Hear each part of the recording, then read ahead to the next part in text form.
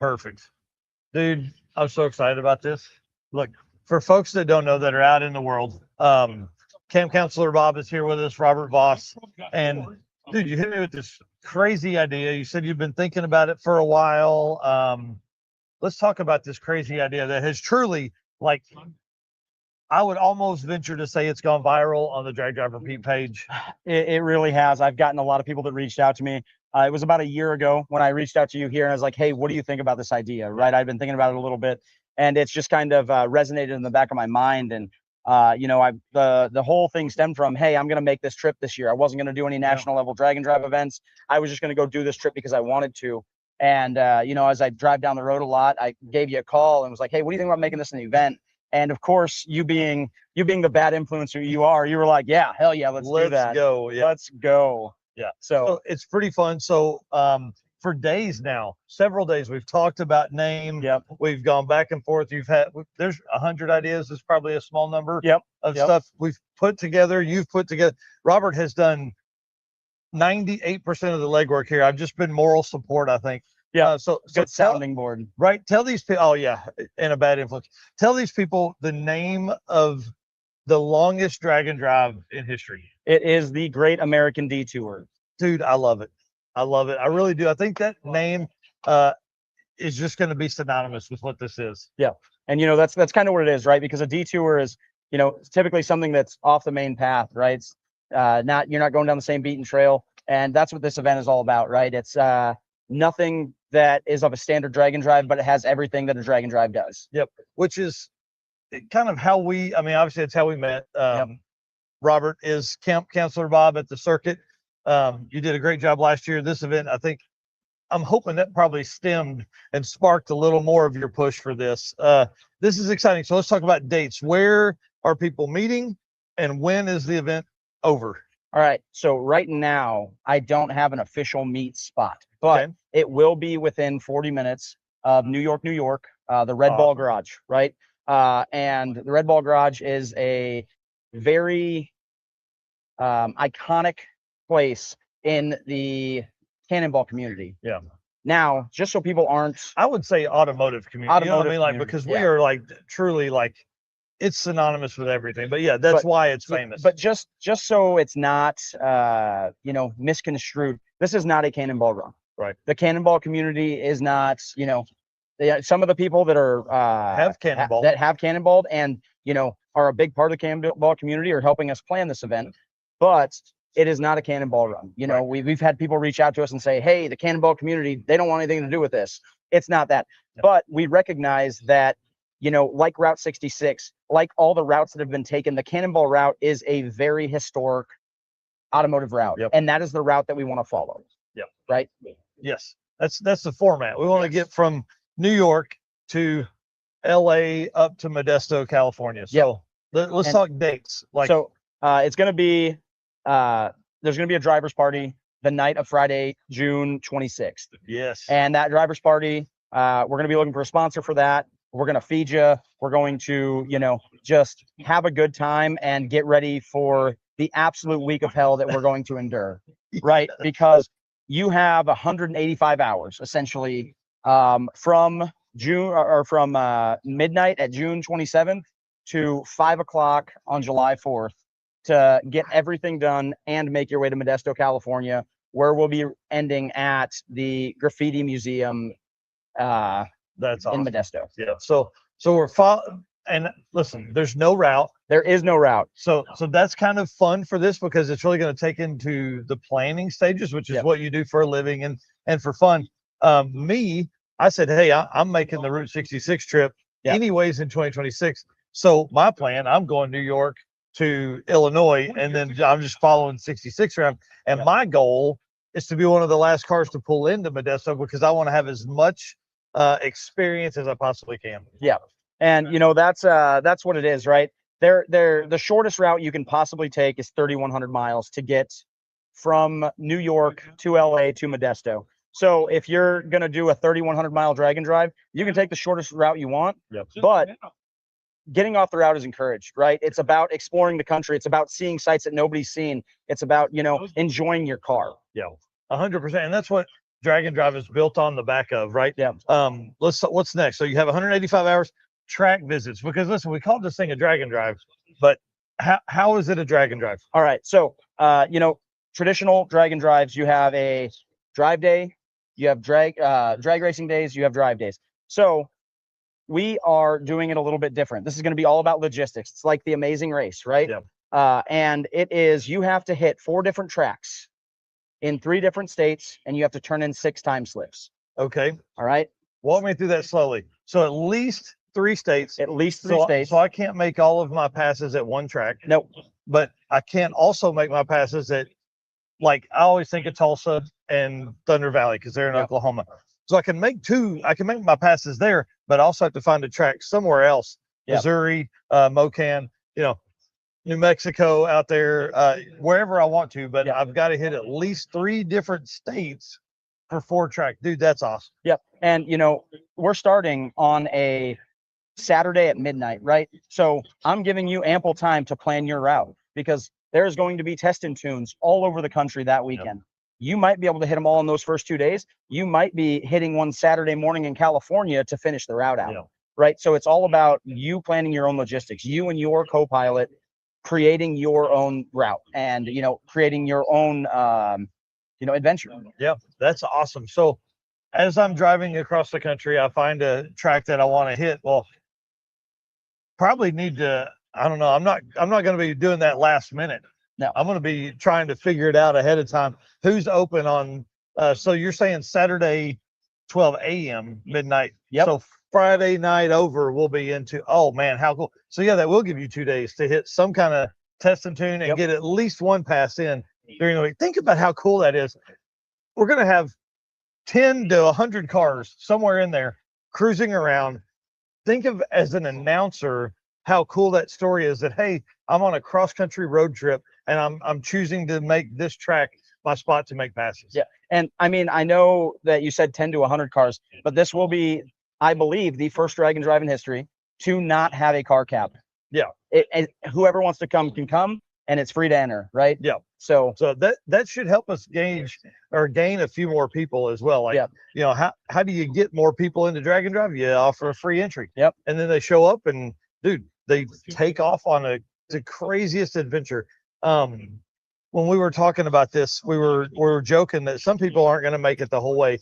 And I think it was you. I think you said, that's fine, I don't care. Like, look, if people want to come for 2 days, just jump in with a couple of people, couple of your race car friends, and cruise down the road and have some fun. Wow, that's going to be awesome. Yep. And the thing about it is we're going to have a somewhat of a designated route. You don't have to take that route, right? But along that designated route, we will give you a packet of tracks and their schedules, right? So that way, we will help you kind of plan. We'll give you the tools for you to plan your own trip. You just have to plan your own trip. Wow, how fun. That'll be great. I can't wait. I've told you my plan. I'm going to bring the old truck. We're going to do it, me and somebody else. I can only fit one more person in the old truck, but we're going to do that across the country, because my grandfather made that trip. He had worked, not that exact trip, but he had worked in New York. He had worked in LA. So like, in this old truck that I have, like, it has been in those places. Yeah. So guess what? It's got to go back to those. Oh, absolutely. Right? I don't know the route he took when he made those trips across the country, but I'm going Route 66 because I want to see all of that stuff. What other checkpoints? Yeah. So checkpoints are also going to be, up to you. Where do you want to visit? What theme do you want on your, drag and drive? So, to keep it, somewhat in line or aligned with other drag and drives, your checkpoints that you travel through, and you have to have picture proof, but they can be national monuments, historic automobile stops, or current ones, or shops, right? They could be unique attractions, like the world's largest ball of twine. While I was driving out here, I went through Illinois, and they have the world's largest everything when you're driving through there, right? So you could stop there. You could stop at a strip club in every state that you visit. If I got to get you guys stickers and you plaster them up everywhere across the country, we can do that as well. Yes. So, make the trip the way that you want to. Make it unique. Have fun with it. That is too cool. So that is where it's going to differ from a regular drag and drive. No route. Yeah. And you pick your own stuff. Yep. So here's the question. How good are you at logistics? Yeah. How good are you at, you drive through Indiana and you go, oh crap, we didn't get anything in Indiana. Now you got to go back. Now there might be a couple stops that we make, right? As long as it makes sense. Yep. Like if you're coming out of New York, you got to go through Ohio, and say we can get one of the vendors on the list, and they're willing to, hey, we'll pitch something in, and you can stop in there. Absolutely. Yep. Or we're driving through Ohio, and we got to dip down into Kentucky and hit a vendor. Yep. That's something that we might do. But as of right now, the plan is we're going to have a party in New York. We're going to have a party in Oklahoma City for a midway point. Yes. And we're going to have a party in LA or in Modesto. Yeah. Right. Wow. And you have 185 hours to get there. I'm going to use every minute of it. Yeah. I'm telling you. We start talking about how many miles a day you got to travel. I mean, dude, 400 miles a day, 500 miles a day is going to be pretty close that you need to get covered. Trinkets. Give us an idea of what you're looking for. Do they need to collect those as they go along? As they go along, every state you hit, you have to collect a trinket or a piece of memorabilia or, whatever it is, automobilia. If you go through every state and you go to a junkyard and buy a license plate, right, at the end, and you have, for the 11 states that you went through, you have a license plate for every state. There it is, awesome. Right? Or if you go stop at a truck stop and you decide to do the magnets, like the state magnets or something, just how fun. Yeah. And that's the thing, it's all about, we're going to have people display these things. Yeah. As like everybody gets a table and they're going to have to display these. I mean, we could make it to where they have to pick up a piece of junk and build a trophy for themselves at the end, participation trophies for everybody that builds one. We could do something like that, but that would be too fun. But and that's the thing about it, fun. The reason that we're not charging anything for it is because you guys are paying your own fees at the drag strips for your testing tunes. You're going through and you're picking up these pieces of automobile trinkets or something like that. I'd like to, get a sponsor for our party in New York. And, I have no idea how many people are going to be there. So I'm going to try and get somebody to sponsor food for enough for 200 people. Yeah. And whatever we don't use, we're going to donate to the shelter. And then we're going to know how much we need when we get to California. Right. Yeah. So. Yeah, about half of whatever we leave New York with. Yeah. Because this is going to be an attrition game. Yep. Do you go for a really fast car and it be painful and no fun? Yep. And but you make this gigantic experience, this Misogi we talked about the other day, this one hard thing to do, or do you take a slow car and cruise, AC on, all that kind of stuff? So it's going to be really fun to see what people show up to this with. So how do people get involved with this? Like how do they follow this? So we're going to create a Facebook page for it.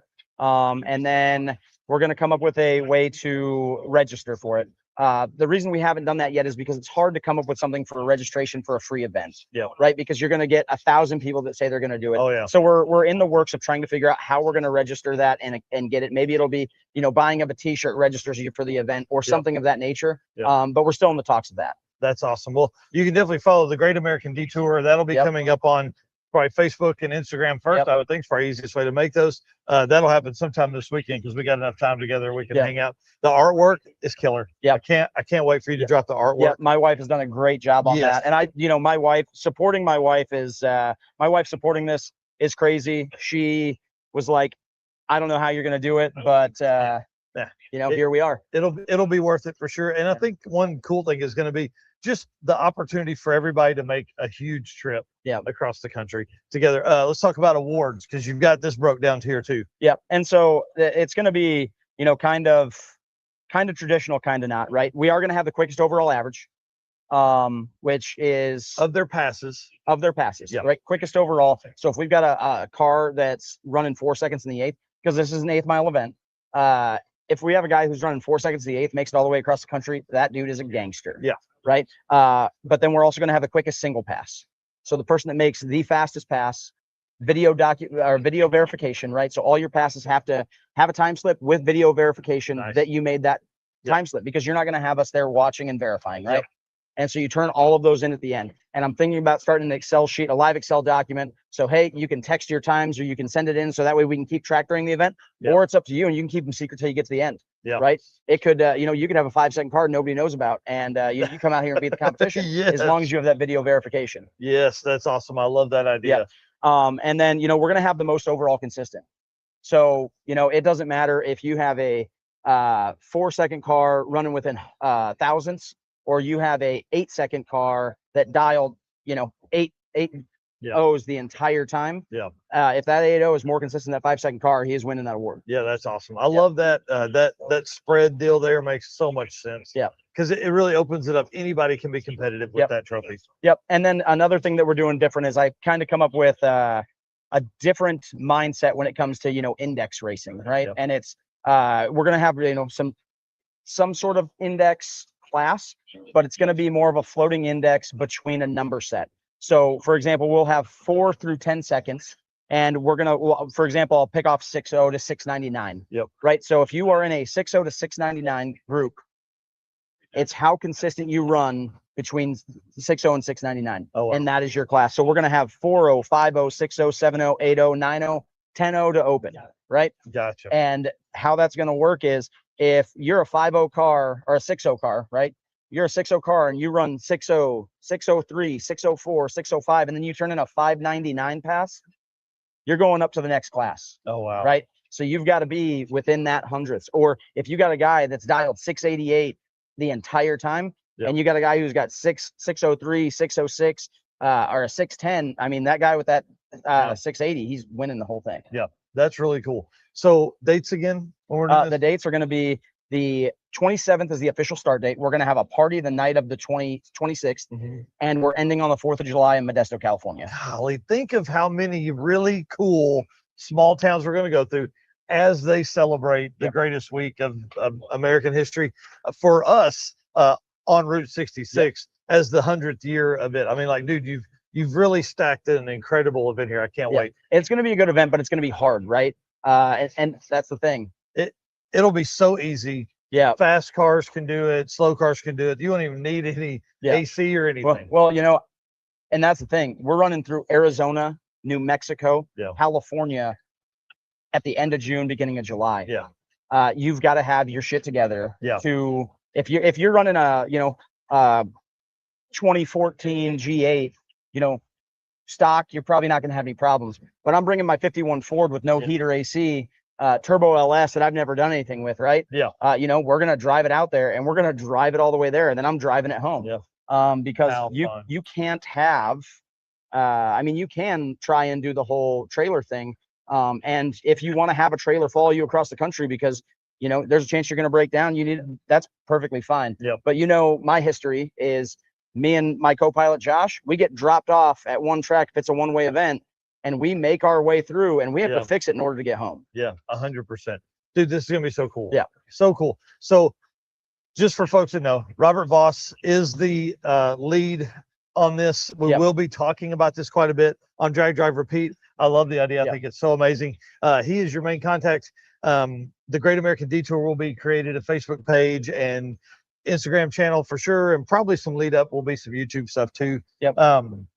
So it's gonna be nuts. Yep. It's gonna be nuts. June 26th through July 4th. Dude, you cannot pick a better week. Yep. And you can find me at, Robert Voss on Facebook, Robert Voss on Instagram, Camp Counselor Bob on YouTube. I don't really have anything on there, but we'll get to that. Yeah. Oh yeah. So we're gonna really hit the marketing of this hard because I want to see this become the biggest free drag and drive that's ever happened. Yeah.